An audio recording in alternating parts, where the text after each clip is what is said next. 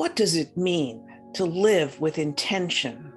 How does intention add meaning and purpose to life? Welcome. I'm Reverend Jaye Brooks. I'm one of the ministers here at the Unitarian Universalist congregation at Shelter Rock in Manhasset, New York, along with Reverend Jennifer Brower and Reverend Dr. Natalie Fenimore. This month, our worship and learning theme is living with intention. So today we explore what that means and how living with intention is connected with the idea of reproductive justice. This Unitarian Universalist congregation seeks to create loving religious community, encourage spiritual growth, and build a more just and joyful world. Members here are diverse in their theological beliefs and spiritual practices, and united by covenant by the values we share. We are people with different beliefs who worship and grow together. Today's worship service includes discussion of abortion and the choices that pregnant women may make. This is a difficult topic for most people. Yet the inherent worth of every person is a touchstone in Unitarian Universalist religious tradition. And so underlying this worship service is loving acceptance of every woman who has ever faced a difficult choice. During the Zoom coffee hour that follows this service, we'll have special breakout rooms available for anyone who wishes to find support. The link is on our website, UUCSR.org. Now, as we enter into a time of worship together, let's allow music to help us center ourselves in compassion and love.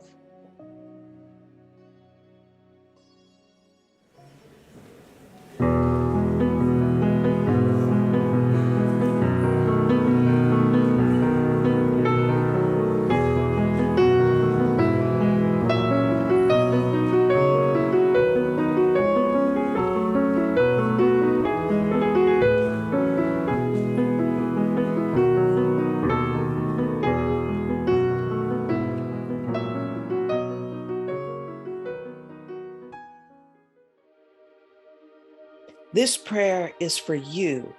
Yes, you. You with your mud-caked dreams and your thistle-studded heart. This clear water prayer is for you, that your path might wander by a stream to wash your feet in, and a stretch of flat stone to sun them dry. I see you burying your feet in the desert, burying your feet to blisters in the sharp sand, until you fall to your knees with the weight of it all. This bright wind prayer is for you, darling, that you might find branches to shade your face and one clear breath to fill your lungs. From the shore, I cannot see your boat for the fog, but I hear you. Hear the sea shanties you sing, just to keep your heart beating. Beloved, I am singing too, a harmony above the waves that is nothing but a prayer for you. Under the wide, thundering sky, I will find you. You, unsure if you believe in God, believe in anything but the tangled weeds in your garden and stones under your shoes. Under the wide, thundering sky, I will tell you. You are proof enough of great love in the world, no matter the weather. Yes, you. Yes, you. Each Sunday, we light the chalice of our religious heritage. We do this for our ancestors, who taught us through their various religious traditions and by their actions for justice and hope. We do this for our children, who are learning the traditions we teach and who learn more from our actions than from our words. We do this for ourselves to remind us of who we are and who we seek to become. And this Sunday, we do this for every woman who has faced a difficult choice. The flame symbolizes the light of truth, the warmth of community, and the fire of commitment.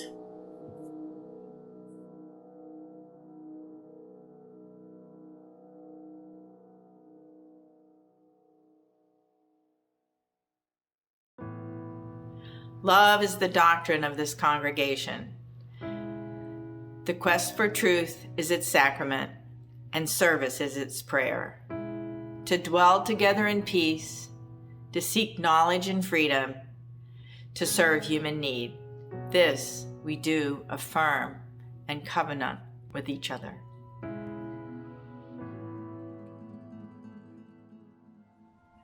To serve human need.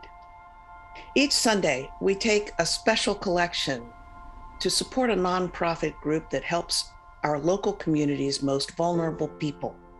This month and next, donations go to Upholding Humanity, a Long Island interfaith coalition that's helping to resettle refugees from Afghanistan. Among the first arrivals were Afghan children hurried to safety. They stepped off the plane without parents or other family members. Now their families are beginning to arrive, and they need everything. Working directly with the Hebrew Immigrant Aid Society, which has been resettling Afghan refugees without regard to religious affiliation, Upholding Humanity is working to provide household goods and basic necessities for these children and their families. Make a contribution on our website or through PayPal or by text message. In these days when compassion fatigue is a real thing, let's make this contribution a wellspring of empathy and a source for the outpouring of love.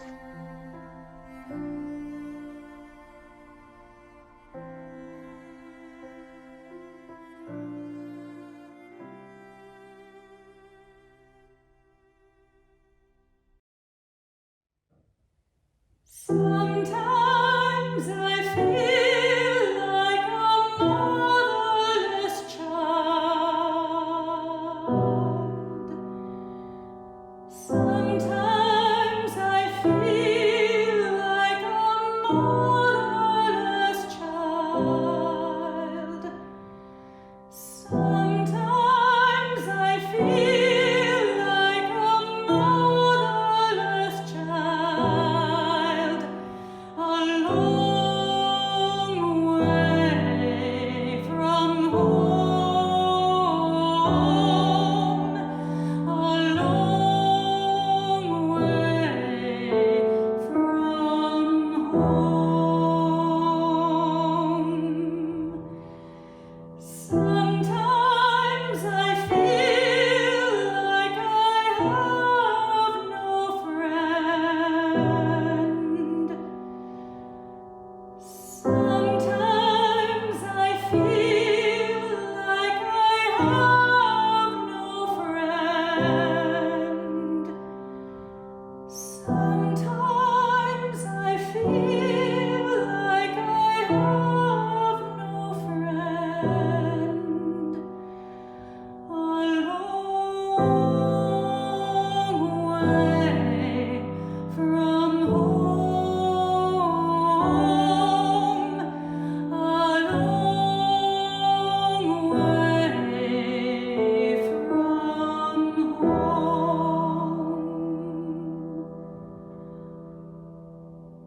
Sometimes I feel like I'm almost gone.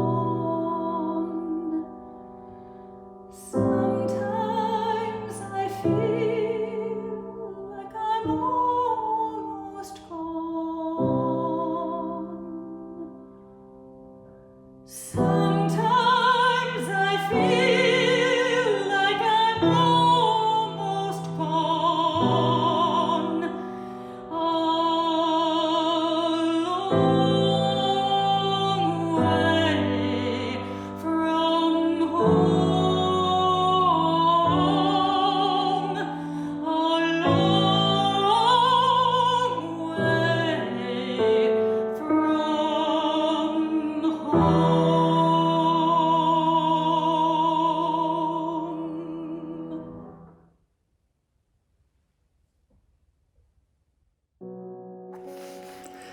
For those who think an abortion decision is easily made, and for women who've had an abortion, the following poem excerpt by Gwendolyn Brooks, the mother, may resonate.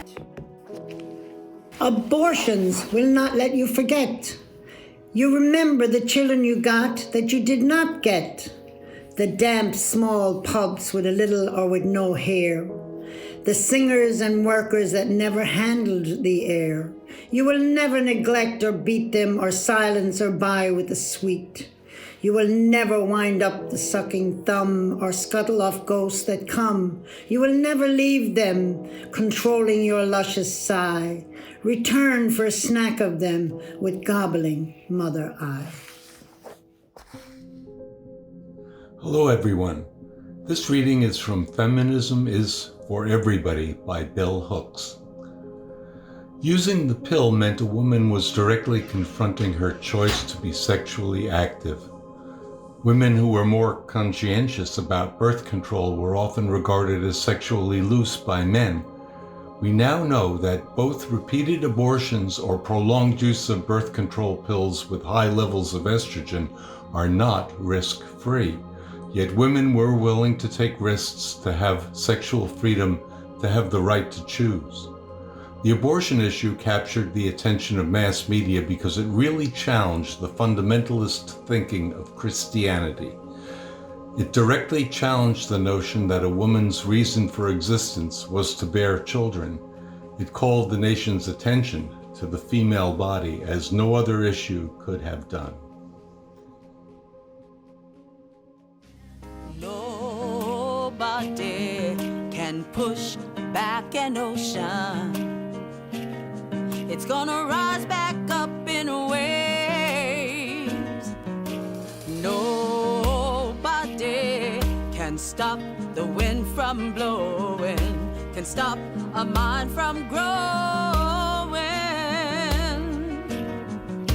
Somebody may stop my voice from singing, but the song will live on and on. You can't kill the spirit, it's like a mountain, old and strong, it lives on and on. You can't kill the spirit, it's like a mountain, old and strong, it lives on and on. And nobody can stop a woman from feeling. She has to rise up like the sun. Somebody may stop my song from being sung, but the truth will live on and on. You can't kill the spirit, if it's like a mountain, old and strong, she goes on and on. You can't kill the spirit, it's like a mountain, old and strong, she goes on and on and on and on and on. Though the path is long, stay strong, we will carry on. We will carry on and on.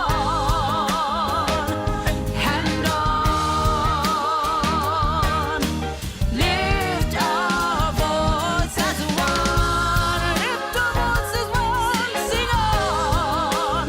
We will carry on. You can't kill the spirit, it's like a mountain, old and strong, it goes on and on. You can't kill the spirit, it's like a mountain, mountain, old and strong. It goes on and on. You can't kill the spirit. No, no, no, it's like a mountain. It's so old and strong. It is on and on and on and on and on. You can't kill the spirit. It is like a mountain. Old and strong. It is on and on and on. Pick your feet up, everyone. Today your journey has begun. Hey, pick your feet up, everyone. Today your journey has begun.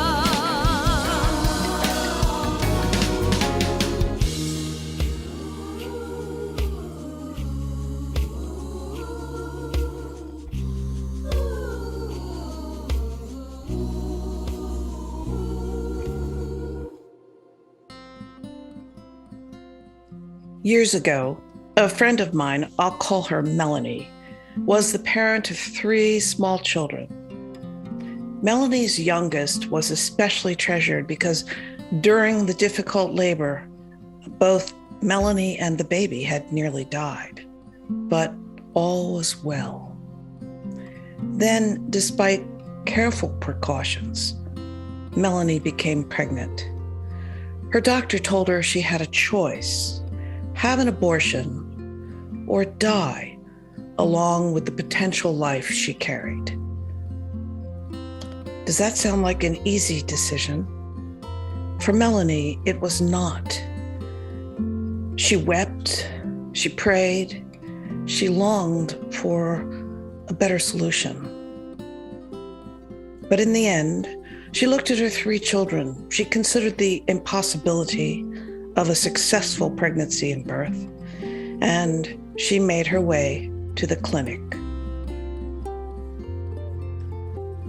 The sidewalk from the parking lot was lined with screaming protesters carrying signs. Melanie's struggle, her heartbreak, meant nothing to them. To the load of guilt and regret and longing she already carried, they added terror and the burden of hate. What a choice. The circumstances that bring a pregnant woman to a moment of decision about whether to terminate a pregnancy may be as widely varied as the number of women who face them. I was just a teenager when one night my lawyer father came home disconsolate. He told us about the doctor he was representing in a malpractice case. The situation was unusual. Instead of a wrongful death claim, the case was about wrongful life. A woman had been raped and became pregnant. She decided to terminate the pregnancy. The doctor performed an abortion, but it was unsuccessful when they realized that the woman was still pregnant. Under the law, the pregnancy was too far along to terminate. So the woman gave birth to a child conceived in an act of violence. My father's concern wasn't about the ins and outs of the law or the weight of responsibility or blame. That night, when he came home, he focused on the difficulty of the woman's situation, from the rape to the discovery she was pregnant, the difficulty of her decision to end the pregnancy, her experience of carrying in her body a constant reminder of rape, labor and birth with its dangers, and ultimately, her decision to raise the child. My dad said that at every stage, the woman's experience was one of pain and sorrow and the terrible responsibility of choice. He said to me, "Can you imagine the heartbreak The outcome of the case is vague in my memory. I think the doctor lost, which meant that his insurance company would pay money to help the woman raise the child. What I remember most clearly is the sadness in my dad's eyes as he shared his empathy with the woman's circumstances and the heart-wrenching choices she faced. Nearly 50 years ago, the landmark decision in Roe versus Wade established a woman's limited right to choose whether to terminate a pregnancy. The Supreme Court acknowledged frankly the need to balance a woman's power to make decisions about her own body and the power of the state to protect potential life. The court decided that during the pregnancy's first trimester, the first 3 months, a woman's decision-making right is paramount. Near the end of the pregnancy, when the fetus is viable outside the womb, the state's interest in protecting potential human life could be allowed to outweigh the woman's privacy right. In between, the exact balance is unclear and may vary depending on the circumstances. This legal balancing act is similar to the balancing test the Supreme Court uses for the First Amendment right of free speech. Like the privacy right, the right to free speech isn't absolute. There's a balance. The classic example is if someone shouts "fire" in a crowded theater when there isn't a fire. The state can make that speech a crime.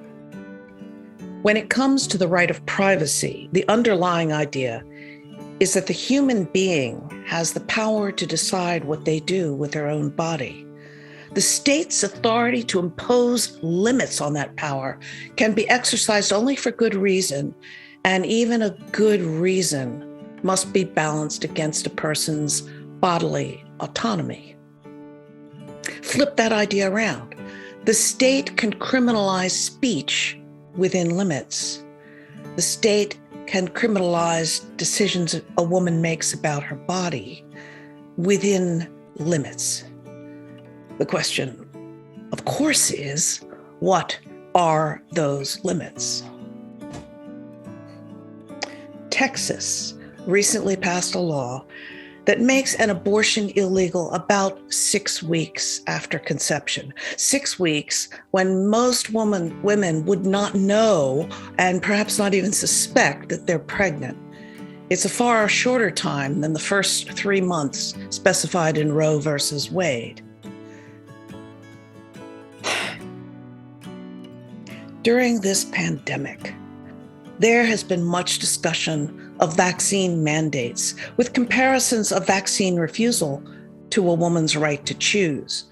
The language of force is often used. Yet an employer's vaccine mandate doesn't force vaccination. An employee isn't strapped down and forcibly injected. They may be unhappy, may decide to leave the job, but the mandate is not a forcible intrusion on the employee's body.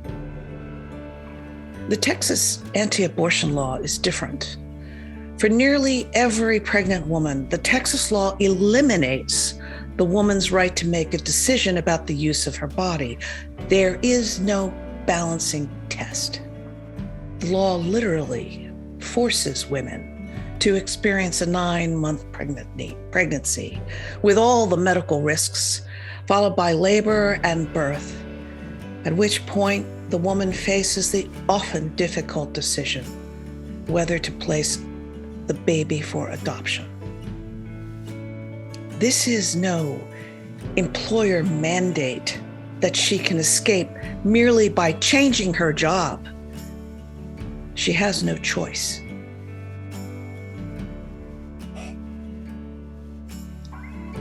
Choice. The core values of Unitarian Universalism are in many ways similar to the values that underlie the American ideal of individual liberty. Each person is a human being with freedom and self-determination. In Unitarian Universalism, the freedom is to seek meaning and purpose in life, to make their own decisions, to find their own path. In the American concept of liberty, government is intended to preserve individual choice, individual freedom about how to live. In the UU context, this freedom comes with the responsibility to live with intention, to reflect on our choices, to continue learning and growing as we age. A Unitarian Universalist congregation supports a member's learning and growth. The member learns and grows. In this covenantal relationship, there is trust that the member's decisions are the result of thoughtful consideration and intentional choice. The idea of intention is also at the heart of American freedom. We are self-determining, choice-making, free people. In the realm of reproductive justice, intention is at the heart of a woman's choice. It's implicit in the Roe versus Wade balancing test, which holds space for 3 months for a woman to make intentional decisions, intentional choices about what happens to her body. So, what about the restrictive Texas law? The clamor in Texas and elsewhere to eliminate Roe versus Wade's 3 months for a pregnant woman's self-determination is rooted in something. Is it rooted in a religious idea that sex should be only for procreation? So if a woman has sex and gets pregnant, then she must be forced to give birth? Is it rooted in a bias in our culture that can be traced back to the days not so long ago when a woman had no self-determination, a time when a woman's decision-making was legally the purview of her husband or father or brother? Is it rooted in a false equivalence between a life in being and potential life, so that a law against abortion is considered an exact parallel to a law against murder? Let's look at that idea. Murder is against the law. There are exceptions, of course, for killing that is in self-defense or in defense of others. Behind the laws against homicide is the balance of the rights of one person against the rights of another. It's a balance of the right of one life in being against the right of another life in being to liberty and freedom of action. Both have the inalienable right to life, liberty, and the pursuit of happiness. Neither has the right to kill the other.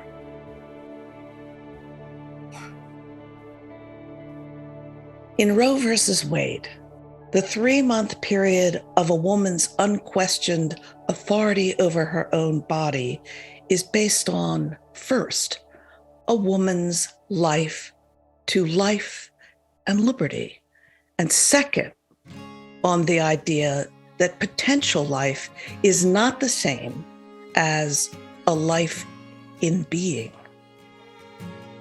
So that equivalence isn't there. Early in pregnancy, abortion isn't the same as murder because the woman is a life in being, and the potential life is not a life in being. Under Roe, the state doesn't have the authority to say that it is during that first trimester. People who want the Supreme Court to reconsider Roe would like the court to say that potential life is the same as a life in being, so that the law against homicide would apply to abortion. So, what do you think? Is a first trimester potential life the same as a living, breathing human being with family, friendships, and a web of connections and responsibilities? Or is that assertion a false equivalence, one that obscures, perhaps, a deep-seated desire to control not only a woman's sexuality and bodily autonomy, but also, and perhaps especially, her ability to make her own decisions and live with intention? The real question is, who decides? If a woman is pregnant, who decides? The woman? A state? A religion? The law?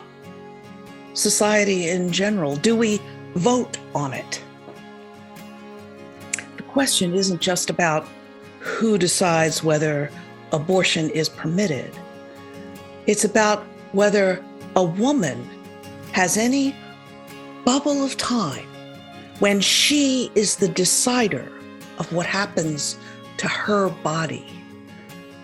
Once a woman becomes pregnant, does she have freedom of action at any point? She is a life in being. Is her self-determination, her right to make decisions about her body, entirely subservient to the act of conception?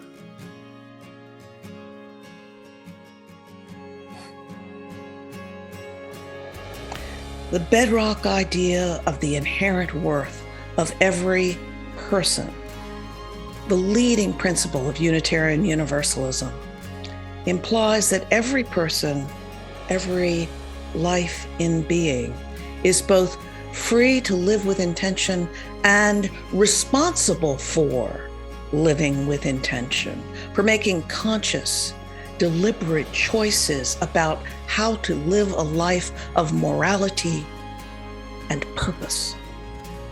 It's life that is in the balance.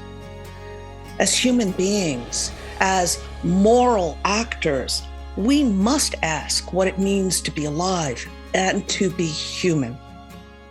We must discern through our own experience and the stories of others the qualities that make us human, the conditions necessary to experience our humanity, and the actions we're willing to take to empower all human beings to live full lives. Our moral decision-making is not meant to be the rote repetition of an absolutist rule. Life is complicated.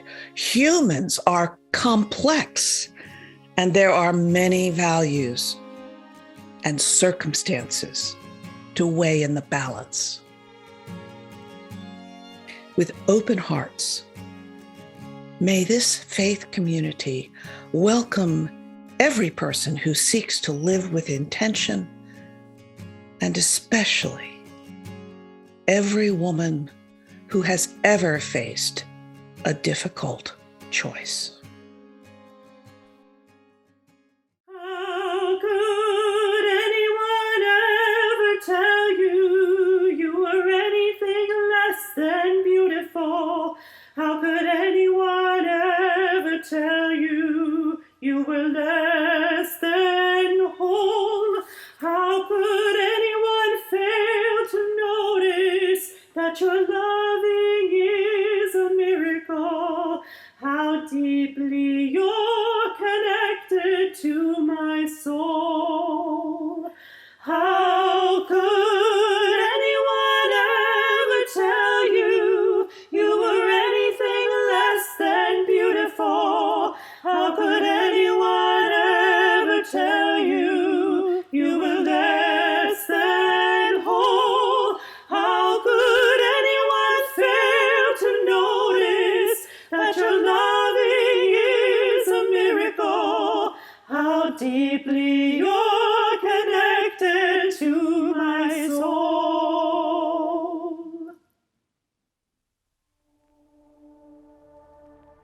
For our closing words today, we return to the poem that opened this time of worship, This Prayer is for You, by Unitarian Universalist poet Jess Reynolds.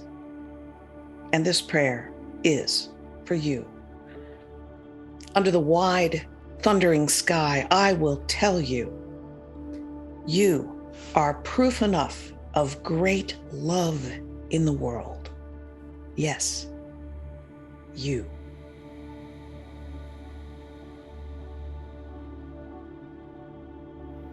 And now we extinguish the chalice, but not the light of truth, the warmth of community, or the fire of commitment. These we carry in our hearts and out into the world.